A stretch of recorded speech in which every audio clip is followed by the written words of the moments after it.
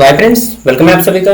नमस्कार, जोहार। देखिए, डिजास्टर मैनेजमेंट माइनर पेपर कि मैंने अपलोड कर दिया है। एक्चुअली ये है कि मैंने नोट्स बना के अरुण को दे दिया। अब अरुण ने अपलोड नहीं किया, ठीक है, जिस कारण आप लोग को प्रॉब्लम हुआ, नहीं मिल रहा था। ऐप पे नोट्स अपलोड था बट वीडियो नहीं अपलोड है, ठीक है। देखिए, यही होता है कि जब आप किसी पे डिपेंड होता है ना, तो मतलब कुछ चीज़ें डिपेंड जब आपसे आप होने लगते हैं दूसरों पे, तो बात वही है कि मिस्टेक होता ही है, ठीक। तो मैंने मेहनत किया था बट उन्होंने अपलोड नहीं किया, जिस कारण आपको नहीं मिला। बट कोई बात नहीं, अभी मैं अपलोड कर दिया हूँ, ठीक है। जैसे ही आप लोगों का मैसेज आना शुरू हुआ, तो minor paper disaster management SKMU Dumka, इसमें आपको पढ़ना क्या है, पहले सिलेबस देखिए। यह है आपका MN2B का सिलेबस, यानी कि माइनर पेपर सेमेस्टर 4 का सिलेबस। यहाँ पे देखिए सेमेस्टर 4 लिखा है, ठीक है, माइनर वोकेशनल पेपर। इसमें आपको पढ़ना क्या है डिजास्टर मैनेजमेंट में।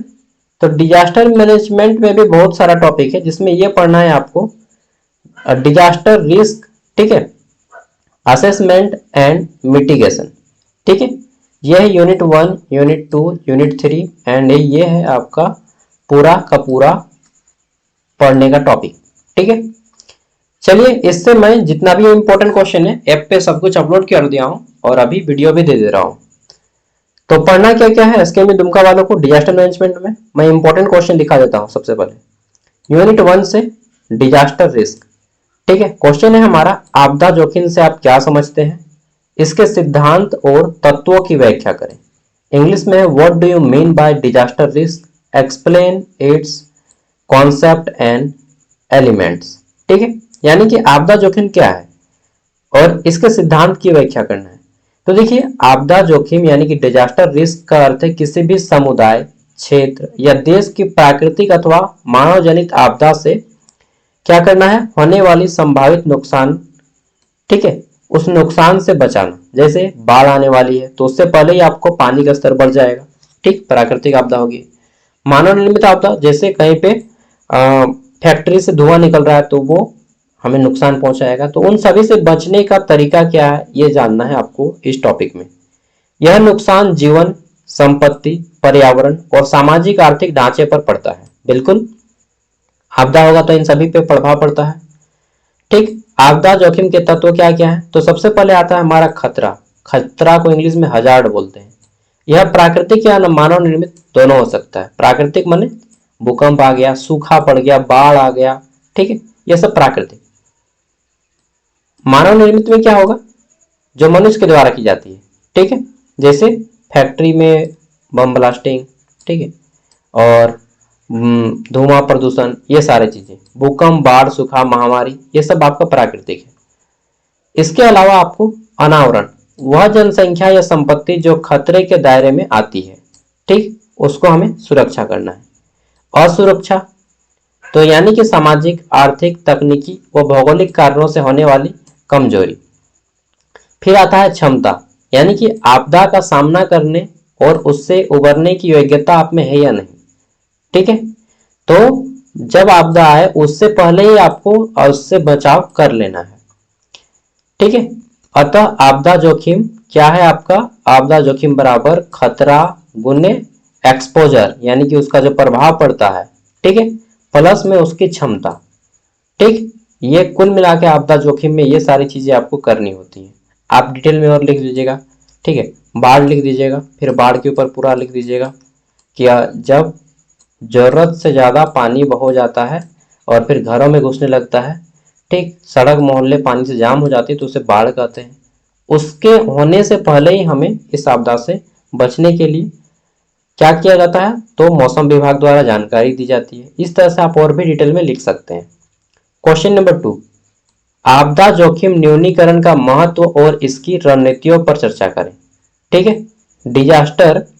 Discuss the importance of disaster risk reduction and it's strategy, यानी कि आपदा को कम करने के लिए क्या करना होगा। तो आपदा जोखिम न्यूनीकरण मतलब कम करना, आपदा से होने वाली जो हमारा नुकसान होगा, संभावित नुकसान होगा, उसको कम करना ही आपदा जोखिम न्यूनीकरण है, ठीक है। इसका महत्व क्या है, जान माल हानि को कम करना, ठीक, सामाजिक आर्थिक विकास को स्थिरता रखना, पर्यावरण को सुरक्षा देना, ठीक है। आपदा प्रबंधन खर्च को घटाता है। इस तरह से आपको रणनीतियां अपनानी होंगी, जैसे जोखिम मूल्यांकन और चेतावनी पहले ही दे दीजिए कि ये चीजें होने वाली हैं, यहाँ पे सुनामी आने वाला है या बाढ़ आने वाला है, इस जगह को अभी खाली कर दीजिए। ठीक है। सामुदायिक भागीदारी, यानी कि सभी उस समय समाज के जितने भी लोग हैं एक दूसरे की मदद करें और आगे बढ़ें। शिक्षा व जागरूकता लाना है आप लोग, ठीक है, आपस में। ठीक है। संरचनात्मक उपाय करने हैं, जैसे कि बाढ़ आने से पहले बांध गिर बनाएं, समुद्र के किनारे है तो तट बनाना है, भूकंप रोधी इमारतें बनानी है। ठीक है। गैर संरचनात्मक उपाय, जैसे कानून का सहारा ले सकते हैं। ठीक, अगर आपका मान लीजिए बाढ़ आ गया, आपका घर वगैरह टूट गया, तो आप कानून का सहारा लीजिए, आपको क्या मिलेगा? मुआवजा मिलेगा। ठीक, नीति का सहारा लीजिए, कोई LIC वगैरह रखें तो बीमा करवा लीजिए। ठीक है, उससे आपको कवर हो जाएगा इंश्योरेंस। ठीक है। मान लीजिए आपका भूकंप हुआ और भूकंप के कारण किसकी का कोई पैर वगैरह या फिर हाथ वगैरह क्षतिग्रस्त हो जाता है, तो आपका अगर हेल्थ इशू इंश्योरेंस रहेगा तो आपको वो मिल जाएगा।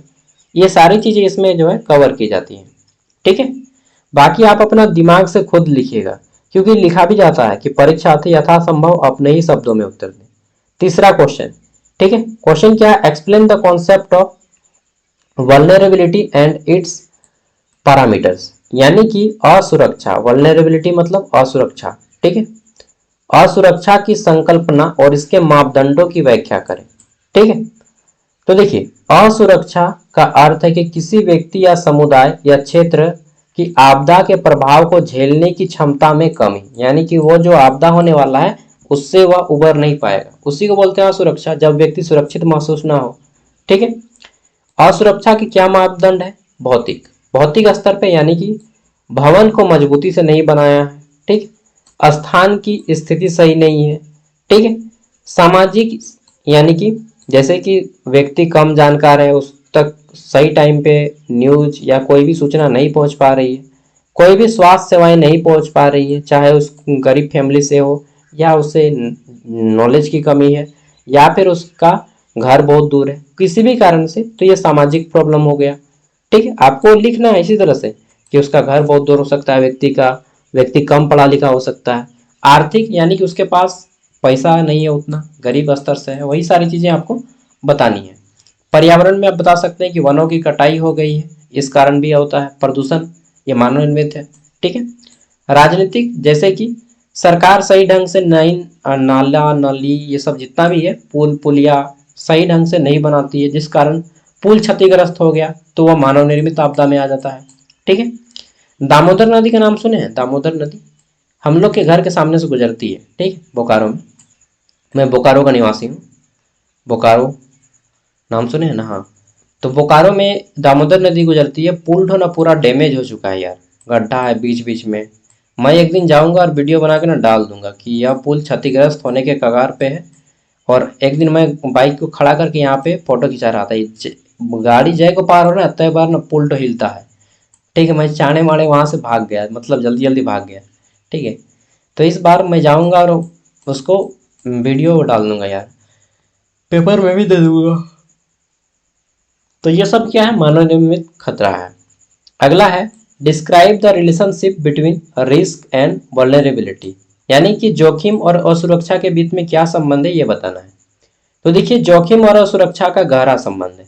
यदि किसी क्षेत्र में खतरे का स्तर अधिक है, मान लीजिए भूकंप का क्षेत्र है, चाहे आप नदी के किनारे रहते हैं जहां बाढ़ आ सकता है, ठीक है, लेकिन सुरक्षा कम है और आपको सुरक्षा कम है, उतनी सुरक्षा नहीं जितनी चाहिए, तो अच्छी तैयारी, मजबूत संरचना और जागरूकता, ये तीनों होनी चाहिए, तो जोखिम घट जाता है, और नहीं है तो फिर जोखिम बढ़ जाएगा।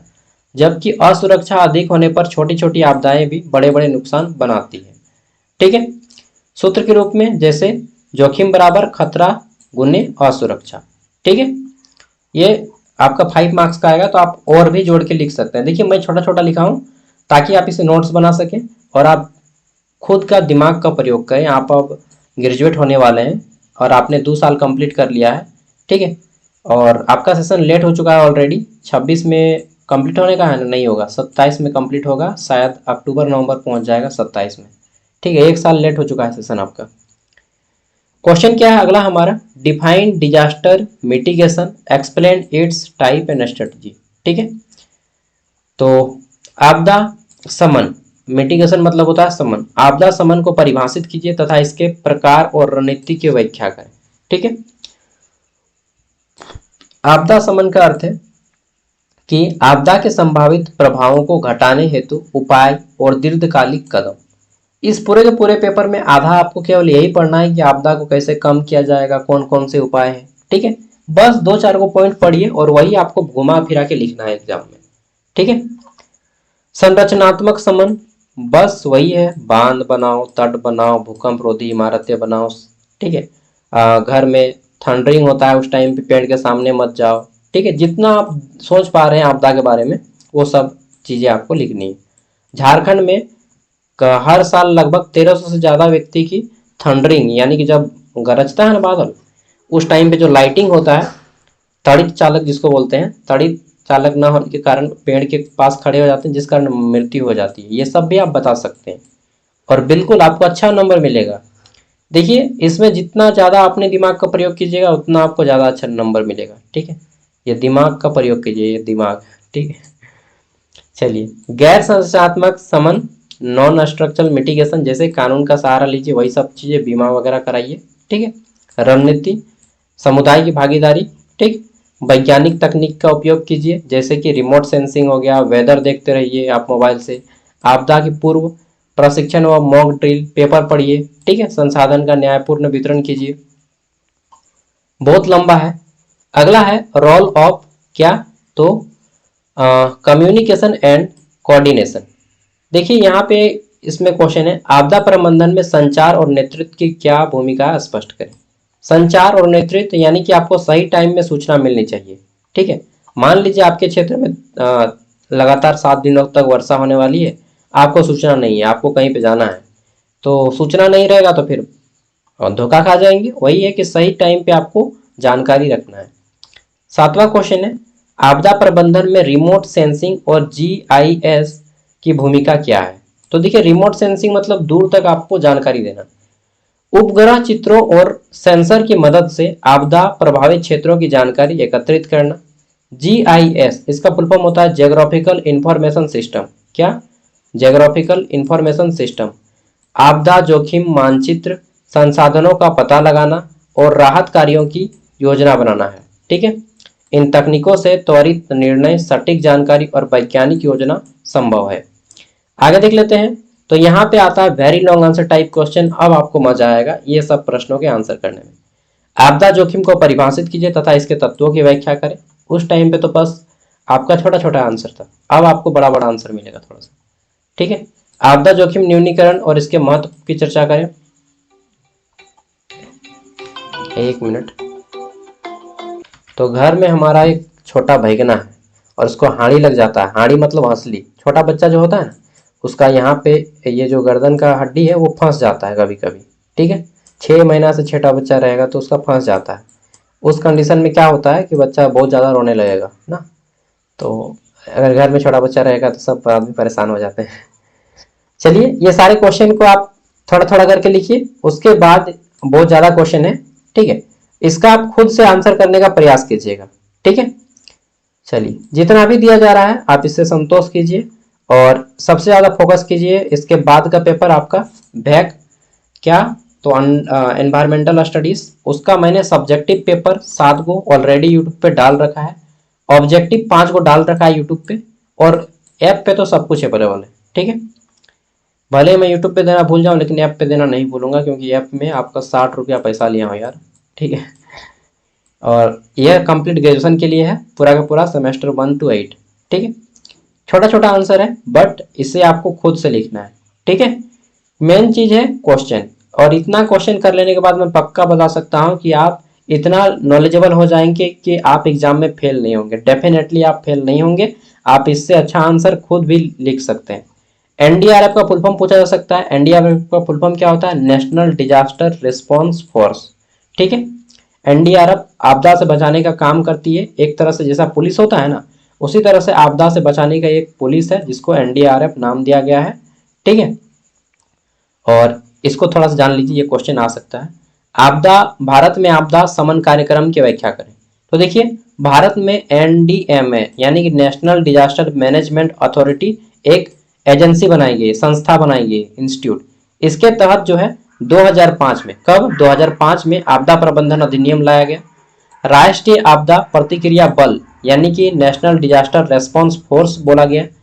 अगर कहीं पे भूकंप है तो ये टीम जाएगी और वहां से लोगों को बाहर निकालेगी। अगर कहीं पे बाढ़ है तो वो टीम जाएगी। कहीं पे मान लीजिए आग लग गया तो फायर ब्रिगेड्स की टीम जाएगी। ठीक है, ये सारी चीजें जाती हैं। चक्रवात की चेतावनी हो, चाहे भूकंप रोधी भवन कुछ भी हो, तो ये टीम आपको बचाने के लिए जाती है। ठीक है, बाकी डिटेल में आप थोड़ा पढ़ लीजिएगा, क्योंकि देखिए किसी भी पूरी तरह से डिपेंड मत रहो। इतना बोला जाता है ना कि अगर क्या बोलते हैं उसको, हाँ, विश्वास खुद पे करोगे तो जीत है, दूसरों पे करोगे तो हार। मैं हारने तो नहीं दूंगा, इतना बात पक्का है, लेकिन मेरे भरोसे आप जीत सकते हैं, टॉप नहीं कर सकते। ठीक है, इसलिए मुझ पे भरोसा कीजिए, लेकिन उतना नहीं कि अगर मैं मदद ना करूं तो कुछ हो जाए। अगर मैं मदद ना भी करूं तब भी आपको आगे बढ़ने से कोई नहीं रोक पाएगा। ऐसा आपको खुद पे डिपेंड रहना है। ठीक है, फिर भी मैं आपको कभी गिरने नहीं दूंगा, टेंशन मत लीजिए। ठीक है, चलिए, थैंक यू, बाय बाय। इसको भी क्वेश्चन एक बार कर ही लेते हैं। आपदा समन्वय में टीम समन्वय और आपातकालीन एजेंसी की भूमिका की चर्चा करें। तो टीम समन्वय मतलब टीम में आपको कोऑर्डिनेट करके काम करना है, बचाव का तेजी प्रभाव होते हैं। और आपातकालीन एजेंसियां जैसे कि एनडीआरएफ हो गया, पुलिस को कॉल करना है, स्वास्थ्य विभाग को कॉल करना है, एनजीओ का आदमी को कॉल करना है, चिकित्सा को बुला देना है, और आसपास के लोगों को बुला देना है। अब इसके ऊपर और डिटेल में लिख सकते हैं कि नेशनल डिजास्टर रिस्पांस फोर्स एक पुलिस है जो कि आपदा में बचाने का काम करती है। ठीक, चाहे भूकंप हो चाहे बाढ़ हो, हर जगह पहुंच जाती है पुलिस। 100 पे कॉल, इमरजेंसी कॉल करके पुलिस को बुलाया जाता है। आपातकाल में 108 कॉल करके, ये सब लिख दीजिएगा। स्वास्थ्य कर्मियों को बुलाया जाता है, चिकित्सा को बुलाया जाता है, ताकि सभी को सही टाइम पे चिकित्सीय जांच की जा सके। फिर उसको गवर्नमेंट में अगर किसी को क्षति पहुंचती है तो गवर्नमेंट उसका क्या करती है, मुआवजा देती है। इस तरह से यहाँ पे पूरा डिटेल में लिख देना है। ठीक है, अपने दिमाग का प्रयोग कीजिएगा, छोटा छोटा लिखा, बस 1 घंटा पढ़िएगा ना तो ये नोट्स आपका कंप्लीट हो जाएगा। ठीक है, थैंक यू, बाय, और ऑल द बेस्ट आप सभी को एग्जाम के लिए। सभी क्वेश्चन को आप थोड़ा सा और डिटेल में घर में भी प्रैक्टिस कर लीजिएगा। देखिए, मैं ज़्यादा लॉन्ग आंसर टाइप नहीं दे रहा हूँ ताकि आप लोग को बोझ न लगने लगे, क्योंकि ज़्यादा बड़ा लॉन्ग आंसर होता है ना तो आदमी बोझ समझने लगता है उसको। ठीक है, thank you, bye, take care, good night.